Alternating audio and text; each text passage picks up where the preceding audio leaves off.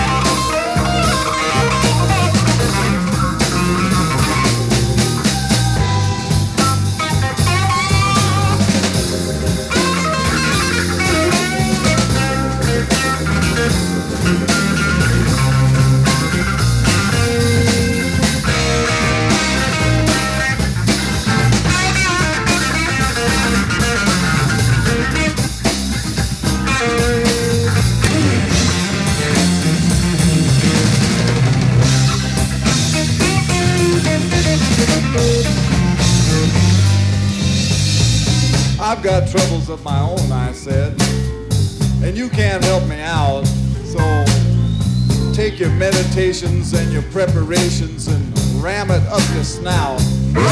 But I've got a crystal ball, he said, and he held it to the light. So I snatched it all away from him, and I showed him how to do it right.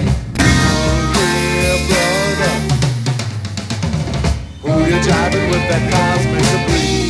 Who you jiving with that cosmic debris?